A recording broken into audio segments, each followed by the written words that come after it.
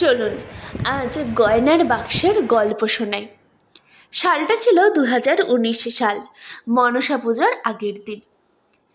আমি কানের দুল পরতে বরাবর খুব ভালোবাসি, তাই মাকে বলেছিলাম, মা আমাকে কিছু জিনিস কিনে দেবে, আমি গয়না বানাবো। মা অনেক উৎসাহ নিয়ে এবং অনেক কষ্ট করে আমাকে গয়না বানানোর জিনিস কিনে দেয়।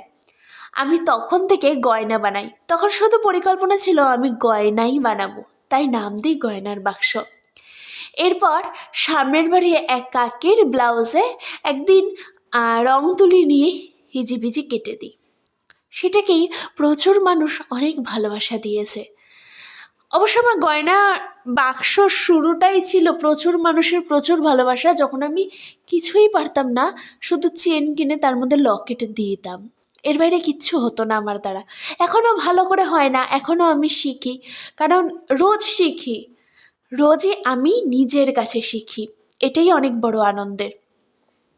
শুরু হলো গয়নার বাক্সের নতুন সংযোজন, শাড়ি পাঞ্জাবি আঁকা। এরপর আস্তে আস্তে ফোনের কভার, জলের বোতল, যেখানেই পারতাম কলকা আঁকার চেষ্টা করতাম।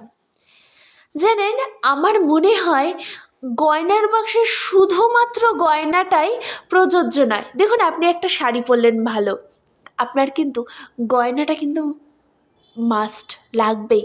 আবার আপনি একটা গয়না বানালেন, কিন্তু একটা সুন্দর শাড়ি কিন্তু লাগবেই।